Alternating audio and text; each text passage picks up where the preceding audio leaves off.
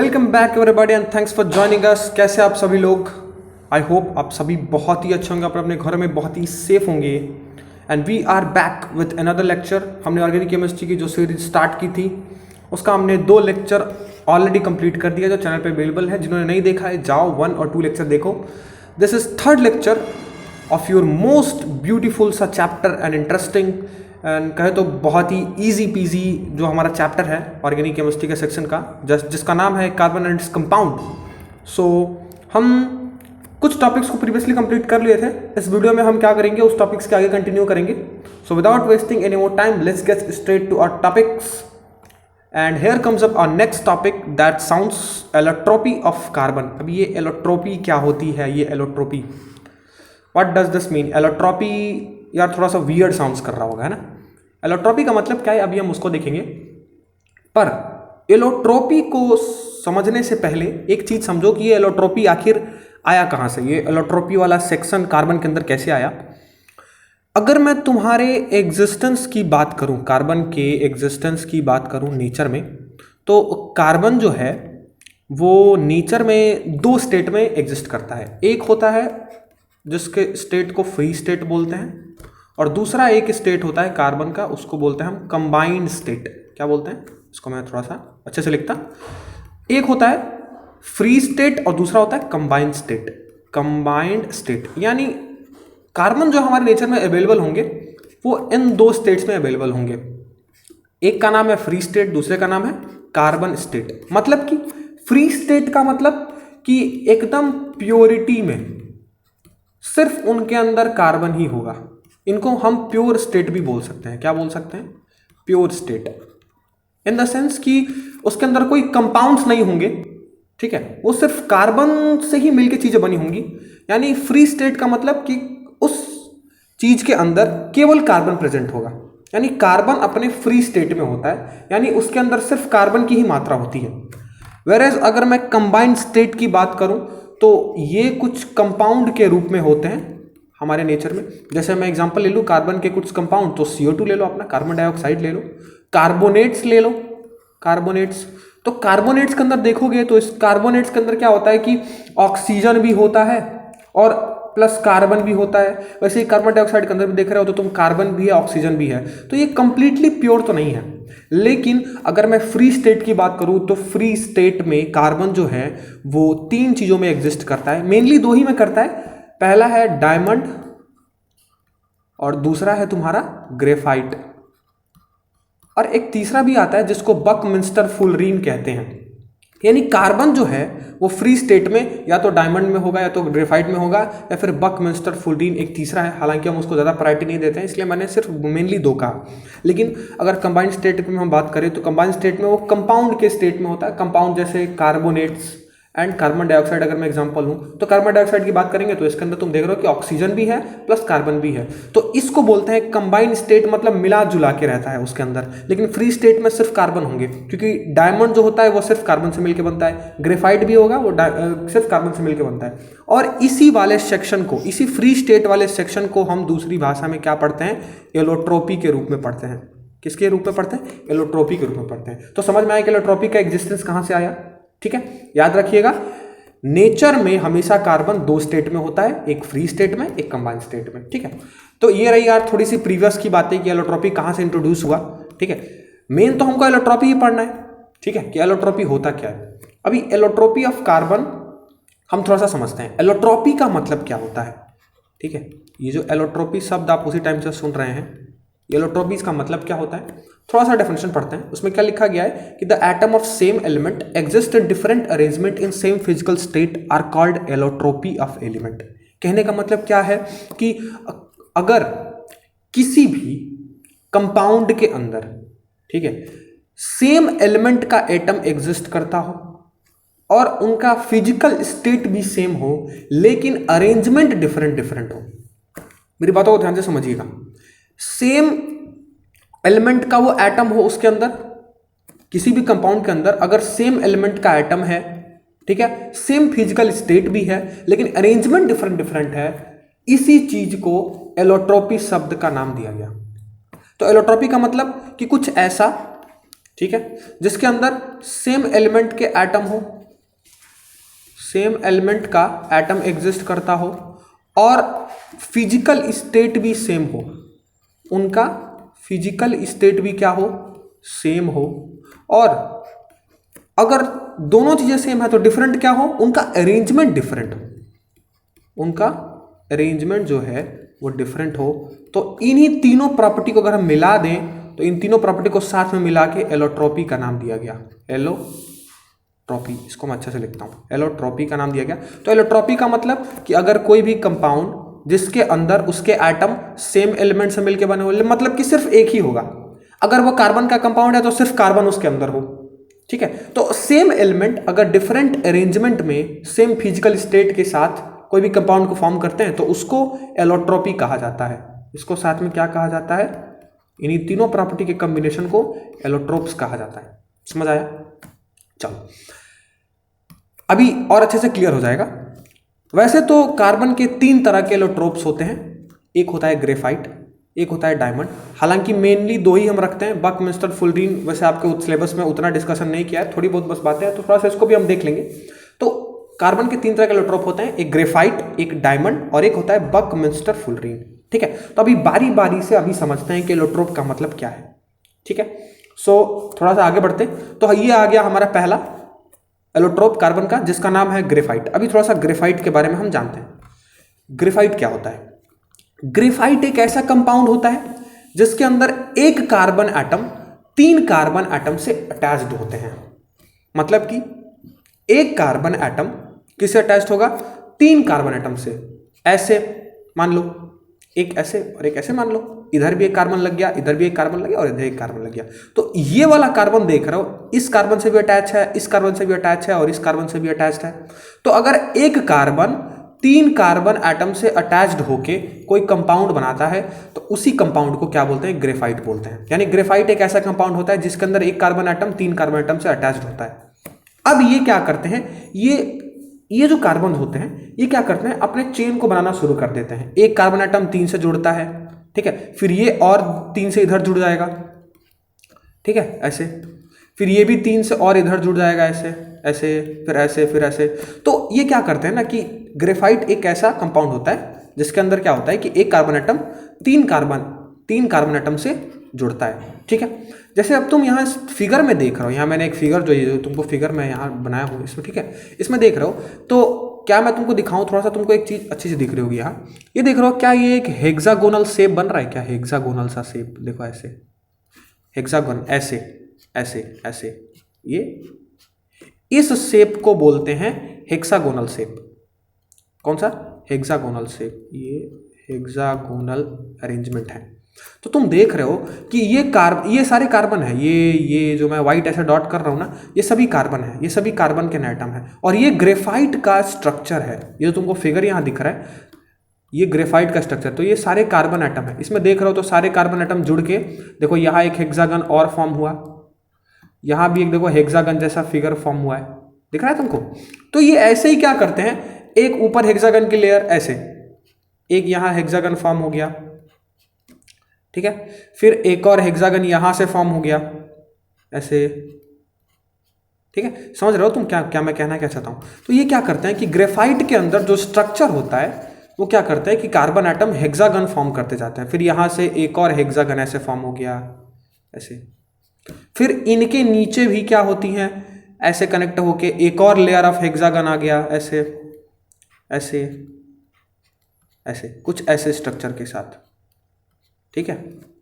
तो ये तुम्हारा एक ग्रेफाइट का स्ट्रक्चर, यानी ग्रेफाइट का जो स्ट्रक्चर होता है अंदर से वो ऐसे ही दिखता है। यानी एक लेयर, फिर दूसरी लेयर, फिर तीसरी लेयर, चौथी लेयर, पांचवी लेयर, ऐसे करके ये लेयर्ड वाइज स्ट्रक्चर में होते हैं। यानी एक हेक्सागन की लेयर ऊपर, फिर दूसरी हेक्सागन की लेयर, तीसरी हेक्सागन की लेयर, चौथी हेक्सागन की लेयर, पांचवी हेक्सागन की लेयर, ठीक है। जैसे कॉपी देखो ना, कॉपी को अंदर से पेज होता है ना, लेयर बाय लेयर, तो वैसे ये क्या होते हैं, लेयर बाय लेयर में हेक्सागन की लेयर फॉर्म करते हैं। तो ग्रेफाइट के अंदर जरा मैं कुछ जो पॉइंट लिखवाया हूं, तो सबसे पहला पॉइंट इसमें ये है कि they are in layered structure. ये कैसे स्ट्रक्चर में होते हैं, ये लेयर बाय लेयर होते हैं, ठीक है, लेयर बाय लेयर इनका स्ट्रक्चर होता है। दूसरा, दे फॉर्म हेक्सागोनल स्ट्रक्चर। देखो ये भी हेक्सागोन का शेप है, ये भी हेक्सागन का शेप है, ये भी हेक्सागन का शेप है। ठीक है, तो एक कार्बन एटम 3 से जुड़ जुड़ के और ऐसे हेक्सागन बनाते जाते हैं। ठीक है, ठीक है, तो तुम याद रखना कि एक हेक्सागन की लेयर, फिर दूसरी हेक्सागन की लेयर, तीसरी हेक्सागन की लेयर, ये लेयर्ड स्ट्रक्चर में होते हैं। ये कुछ पॉइंट आपको याद रखने हैं यार। अब मैं इसमें क्या ही कर सकता हूँ, ये थोड़ा सा मगअप वाली चीज़ें आपको याद रखनी है इन चीज़ों को। ठीक है, तो पहला क्या है कि ग्रेफाइट का स्ट्रक्चर लेयर्ड स्ट्रक्चर होता है। दूसरा, ये हेक्सागन जैसा स्ट्रक्चर फॉर्म करते हैं। ठीक है, ये 2D अरेंजमेंट में होते हैं। जैसे कि कॉपी का पेज देखे हो तो तुमको 2 dimensional, 1 page, 2 page, 3 page, 4 page, 5 page ऐसे दिखता है ना, एक पेज जैसे कॉपी का। ये 2 डायमेंशनल स्ट्रक्चर है, एक पेज, फिर इसके ऊपर एक और पेज, इसके ऊपर एक और पेज होता है। तो ये क्या करते हैं, ये 2 डायमेंशनल अरेंजमेंट में होते हैं। ये 3D नहीं होते हैं, ये 2D होते हैं। ठीक है, और इनके बीच क्या होती है कि जो लेयर होती है ना, ये वाली, ये तुम देख रहे हो ना लेयर, ये वाली लेयर, फिर इसके नीचे एक और लेयर आ जाएगा ऐसे ऐसे हेक्सागन फॉर्म करते हुए एक और लेयर। ठीक है, फिर ऐसे फॉर्म करते हुए, तो तुम समझ रहे हो ना, लेयर बाय लेयर। इनके बीच जो लेयर की बॉन्डिंग होती है, 1 लेयर, 2 लेयर, 3 लेयर, 4 लेयर, तो इनके बीच जो लेयर की जो बॉन्डिंग होगी ये बहुत ही वीक होती है। इनके बीच लेयर की बॉन्डिंग बहुत वीक होती है। ये इतनी वीक होती है ना, जैसे तुम पेंसिल से कॉपी पे लिखते हो ना, ग्रेफाइट पेंसिल किससे बना होता है, ग्रेफाइट से मिलकर। पेंसिल का जो आगे वाला जो शार्प एज देखे हो, है ना, तो टिप, जो पेंसिल की जो टिप होती है ना, वो किससे मिलकर बनी है, ग्रेफाइट से मिलकर बनी है। तो जब तुम पेंसिल के टिप से तुम लिखते हो ना, तो देखते हो कि पेंसिल का टिप जो होता है, जब तुम उसको शार्प करते हो तो ऐसा कुछ शार्प होता है, और कुछ देर बाद जब तुम लिखते हो तो वो क्या होता है, ऐसे ऐसे कम मिटते जाता है, आगे से कम होते जाता है। मतलब कि वो कॉपी पे ऐसे उतरते जाता है, ऐसे ऐसे देखो वो कम होते जाता है। ठीक है, तो जैसे जैसे तुम लिखते हो वो क्या करता है कि एक लेयर हटते जाती है, हर एक लेयर ऊपर से ऐसे फिसल फिसल के हटते जाती है, तो वो कॉपी पे फिर तुम्हारा लिखा हुआ पेंसिल का सब कुछ लिखावट उतर जाता है। तो समझ रहे हो, उनके लेयर के बीच बॉन्डिंग बहुत, जो बॉन्डिंग होती है वो बहुत वीक बॉन्डिंग होती है। तो तुरंत वो क्या होते हैं कि तुरंत अपने लेयर को छोड़ के, ठीक है, एक से लेयर कम होते जाती है, कम होते जाती है, कम होते जाती है। ठीक है, समझ रहे हो मैं क्या कहना चाहता हूं, ये लेयर के बीच, एक दूसरे के लेयर के बीच देखो बॉन्डिंग वीक होती है। ठीक है, मैं इसको मिटा देता हूं, थोड़ा सा क्लियर हो जाएगा ये। ठीक, तो यहाँ तक समझ में आया, एक लेयर स्ट्रक्चर में होते हैं ये हेक्सागोनल स्ट्रक्चर फॉर्म करते हैं, ये 2D होते हैं और इनके लेयर के बीच बॉन्डिंग बहुत वीक होती है। ठीक है, ये गुड कंडक्टर ऑफ इलेक्ट्रिसिटी होते हैं।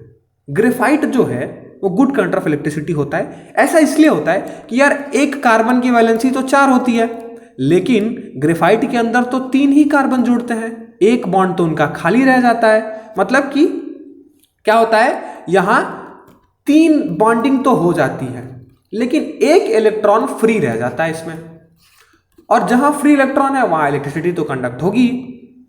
तो इस वजह से इसके अंदर इलेक्ट्रिसिटी भी कंडक्ट होती है। क्यों? क्योंकि एक कार्बन एटम 3 ही से जुड़ा होता है, लेकिन वैलेंसी तो 4 होती है, तो एक तो खाली रह गया जगह, और वो खाली वाली जगह फ्री इलेक्ट्रॉन की तरह काम करता है, फिर उसमें इलेक्ट्रिसिटी क्या होती है, कंडक्ट होती है। ठीक है, ये सॉफ्ट सॉलिड होते हैं। सॉफ्ट क्यों होते हैं? क्योंकि इनके बीच बॉन्डिंग बहुत वीक होती है, इनके लेयर आसानी से हटते जाते हैं एक दूसरे से। ठीक है, और इनको यूज किया जाता है लुब्रिकेंट बनाने में। लुब्रिकेंट जैसे मोबिल वगैरह देखे हो ना, वो बहुत सॉफ्ट होता है मोबिल, तो इस वजह से, हाँ, जो इंजन ऑयल होता है तुम्हारा, ठीक है, गाड़ियों में लुब्रिकेंट तुमने देखा होगा। ठीक है, तो उसमें भी ग्रेफाइट का यूज किया जाता है, क्योंकि ग्रेफाइट जो है उसको सॉफ्ट सॉलिड बोलते हैं। तो आई थिंक ग्रेफाइट के इलेक्ट्रोप के बारे में कंप्लीटली क्लियर हो चुका है। ये सारे पॉइंट आपको एकदम याद रखने हैं। ठीक है, सीबीएसई क्वेश्चन पूछ सकता है, राउट डाउन 4.2.3 पॉइंट। ठीक है, तो आप सबको ये सब रिमेंबर रखना है। ठीक है, तो ये पूरी बातें थी ग्रेफाइट के बारे में। थोड़ा सा आगे बढ़ते, और हमारा आगे बढ़ते तो अगर हमारा अगला जो आया, अगला एलोट्रॉपी, वो है हमारा डायमंड। अभी डायमंड के बारे में थोड़ी सी बातें करते हैं। डायमंड एक ऐसा कंपाउंड होता है जिसमें एक कार्बन एटम 4 कार्बन से अटैच होता है, मतलब कि इसकी कंप्लीट वैलेंसी है। वैलेंसी इसकी कंप्लीट हो गई, एक कार्बन 4 बॉन्ड बना सकता है, और ये 4 से जुड़ा भी होता है, मतलब कि इसमें तो इलेक्ट्रिसिटी कंडक्ट नहीं होने वाला है। तो देखो मैंने यहाँ लिखवाया भी है कि they are poor conductor of electricity. क्यों? क्योंकि कोई वैलेंसी इनकी बचती नहीं है, तो वहाँ फ्री इलेक्ट्रॉन या फिर आयंस अवेलेबल नहीं होते हैं, और जब फ्री इलेक्ट्रॉन आयन नहीं होंगे तो ऑब्वियसली इलेक्ट्रिसिटी कंडक्ट तो होगा ही नहीं, है ना। तो इसी वजह से डायमंड के अंदर इलेक्ट्रिसिटी कंडक्ट नहीं होती है। तो ये तो आप डेफिनेशन से ही समझ गए। ठीक है, आपको पता लग गया। ठीक है, कि डायमंड के अंदर इलेक्ट्रिसिटी कंडक्ट क्यों नहीं होती है। क्यों? क्योंकि इसकी सारी वैलेंसी बॉन्डेड हो जाती है, एक कार्बन एटम 4 कार्बन एटम से जुड़ा रहता है। ठीक है, अब ये जुड़ते कैसे हैं, इनकी थोड़ी सी प्रॉपर्टी के बारे में बात कर लेते हैं। ठीक है, पहला पॉइंट क्या लिखा हुआ है कि they form a network structure of covalent bond. तुम जरा फिगर देखो, खुद तुमको पता लग जाएगा। ये देखो, ये वाला कार्बन एटम कितने से जुड़ा है, एक कार्बन से जुड़ा है, 2 कार्बन से जुड़ा है, 3 से जुड़ा है, 4 से जुड़ा है।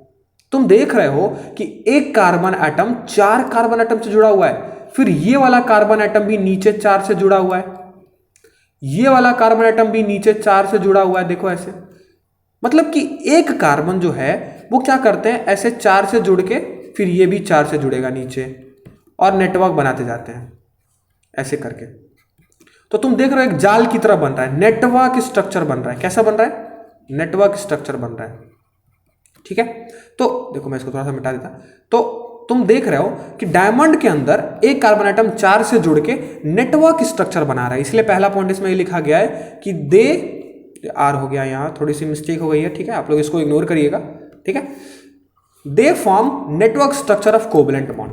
ऑब्वियसली यार कार्बन वार्बन है तो कोवलेंट बॉन्ड ही बनेगा, तो हम ऑलरेडी पढ़ चुके हैं। ठीक है, दूसरा पॉइंट क्या है, दे फॉर्म टेट्राहेड्रन स्ट्रक्चर। इस स्ट्रक्चर को ना, ऐसे वाले स्ट्रक्चर को टेट्राहेड्रन स्ट्रक्चर कहा जाता है। ऐसे एक कार्बन जब 4 से जुड़े तो इसको क्या कहा जाता है? टेट्राहेड्रन स्ट्रक्चर कहा जाता है, याद रखना। ठीक है, टेट्राहेड्रन स्ट्रक्चर। तो इसलिए इसका एक और नाम दिया है कि दे फॉर्म टेट्राहेड्रन स्ट्रक्चर। ये 3D होते हैं, ये 3D अरेंजमेंट में होते हैं, they are in 3 dimensional arrangement. ठीक है, ये 2D नहीं 3D होता है। जैसे लेट्स सपोज एक कोन को देख लो, कोन, ऐसे कोन देखो ना, कोन एक 3D होता है। तो ऐसे कोन जैसे ही है, एक कोन का आगे वाला, फिर एक पीछे वाला, फिर एक राइट लेफ्ट, ऐसे। ठीक है, तो ये 3 डायमेंशनल अरेंजमेंट में होते हैं। ठीक है, ये बहुत रिजिड होते हैं। रिजिड मतलब कि इनके लेयर के बीच बॉन्डिंग बहुत स्ट्रांग होगी, बहुत ही रिजिड होते हैं ये। रिजिड मतलब बहुत ही ठोस होते हैं ये, इसलिए इनको हार्डेस्ट सब्सटेंस कहा जाता है। इसलिए डायमंड को one of the hardest substance in nature कहा जाता है। ठीक है, और अब ये रिजिड है तो इनकी मेल्टिंग पॉइंट भी बहुत ज़्यादा हाई होगी।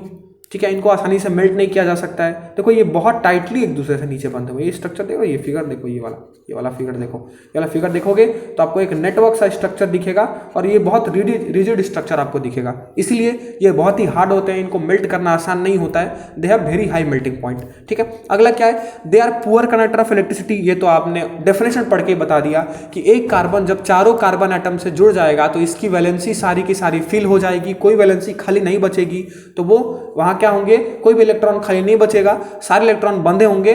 तो ऑब्वियसली ये पुअर कंडक्टर ऑफ इलेक्ट्रिसिटी ही होंगे। ठीक है, ग्रेफाइट क्यों कंडक्ट करता है? क्योंकि एक कार्बन 3 ही कार्बन से अटैच होता है, लेकिन कार्बन की वैलेंसी तो 4 होती है, तो एक बॉन्ड तो छूट जाता है, और जो छूटा वाला बॉन्ड होता है वो क्या करता है, फ्री इलेक्ट्रॉन की तरह बिहेव करता है, और उसके बाद ग्रेफाइट में इजिली इलेक्ट्रिसिटी कंडक्ट हो जाता था। लेकिन कार्बन में ऐसा तो नहीं है। कार्बन में एक कार्बन 4 कार्बन से जुड़ा होता है, तो सारे बॉन्ड इसके कंप्लीटली फिल्ड होते हैं, इसलिए ये पुअर कंडक्टर ऑफ इलेक्ट्रिसिटी में आता है। तो आई होप ये डायमंड के जितने भी पॉइंट हैं आप लोग नोट डाउन कर लेंगे। ठीक है, एक बात और मैं आपको बता दूं इस वीडियो के बीच में ही कि मेरा हैंड रिटन भी नोट्स है पर्सनली। ठीक है, जो मेरे ही पढ़ाए गए स्टूडेंट्स के द्वारा लिखा गया है। ठीक है, तो मैं जल्दी ही उसको डिस्क्रिप्शन बॉक्स में, ठीक है, आप लोग चेक करते रहिएगा, मैं हैंड रिटन नोट्स डालूंगा, वो बहुत इजी वे में है। तो आपको बस आप मेरे लेक्चर को अटेंड करिए और उस नोट्स को डाउनलोड करके सेव कर लीजिए। एग्जाम से पहले बस एक बार पढ़ के जाइएगा, सब कुछ क्लियर हो जाएगा। ठीक है, जो मैं पढ़ा रहा हूँ सब उसमें है। ठीक है, बस आप लेक्चर को ध्यान से देखिए। अगर आप नोट्स बनाना चाहते हैं तो बहुत अच्छी बात है, वरना मैं ऑलरेडी बना के नोट्स, वो मेरे लिखवाए हैं नोट्स हैं। ठीक है, मेरे स्टूडेंट्स ने ही वो लिखा है। ठीक है, तो आप जाके वो चेक कर लीजिएगा। मैं डिस्क्रिप्शन बॉक्स में मैं जल्दी ही उसको अवेलेबल करा दूंगा। ठीक है, तो for hand written notes check description and subscribe also to Matrix Classes. ठीक है, ये पूरी बातें थी डायमंड की, ये पूरे पॉइंट है, आप एक बार और पढ़ लीजिएगा। ठीक है, थोड़ा सा आगे बढ़ते, और मैं बताया था कि एक थर्ड टाइप का भी होता है जिसको बकमिंस्टर फुलरीन बोलते हैं। बड़ा टेढ़ा सा नाम है, बड़ा खतरनाक सा नाम है, बकमिंस्टर फुलरीन। इसके बारे में बस थोड़ी सी बात करेंगे क्योंकि ये सिलेबस में आपके उतना ज़्यादा है नहीं। ठीक है, बकमिंस्टर फुलरीन को C60 भी कहा जाता है, C60 कंपाउंड भी कहा जाता है। C60 का मतलब क्या कि कार्बन के 60 एटम। तो जब कार्बन के 60 एटम पास आते हैं और पास आके एक स्फेरिकल स्ट्रक्चर को फॉर्म करते हैं जो कि एक फुटबॉल जैसा दिखता है, तो इसी को बोलते हैं बकमिंस्टर फुलरीन। बकमिंस्टर फुलरीन को ही दूसरी भाषा में क्या कहा जाता है, C60। बकमिंस्टर फुलरीन का केमिकल फार्मूला होता है C60। ये 60 कार्बन की एक चेन होती है, स्फेरिकल शेप की चेन होती है जो कि फुटबॉल की तरह दिखती है। जैसा मैं फिगर में तुम यहाँ देख सकते हो, जो फुटबॉल देख रहे हो ये सारे कार्बन है, ये जो मैं डॉट डॉट तुमको अभी दिखा रहा हूँ ना, ये सब कार्बन है। तो कार्बन क्या करता है, ऐसे अरेंज्ड होते हैं कि ये एक फुटबॉल जैसा स्ट्रक्चर बनाते हैं, ठीक है। और ये 60 कार्बन का एक, समझ लो कि 60 कार्बन का एक छोटा सा फुटबॉल, 60 कार्बन के छोटे से फुटबॉल को बकमिंस्टर फुलरीन कहा जाता है, ठीक है। इनकी अगर थोड़ी सी प्रॉपर्टी की बात करूं तो ये भी नेटवर्क स्ट्रक्चर फॉर्म करते हैं, ठीक है। इसमें ज्यादा कुछ है नहीं, आपको सिलेबस में इतना दिया नहीं गया, ये भी नेटवर्क स्ट्रक्चर फॉर्म करते हैं, ठीक है। और जैसा कि हमने पढ़ा कि डायमंड जो होता है वो हार्ड होता है, वेरी हार्ड होता है डायमंड। ग्रेफाइट वेरी क्या होता है, सॉफ्ट होता है, ठीक है। डायमंड को हार्डेस्ट सब्सटेंस कहा जाता है, ग्रेफाइट को सॉफ्ट सॉलिड भी कहा जाता है। तो डायमंड हार्ड, ग्रेफाइट हार्ड। लेकिन अगर मैं बकमिंस्टर फुलरीन की बात करूं तो ये ना ही उतना हार्ड होते हैं ना ही उतना सॉफ्ट होते हैं, ठीक है। ये मीडियम वाले अरेंजमेंट में आते हैं, ठीक है। तो ये ना हार्ड होता है ना सॉफ्ट होता है, ठीक है।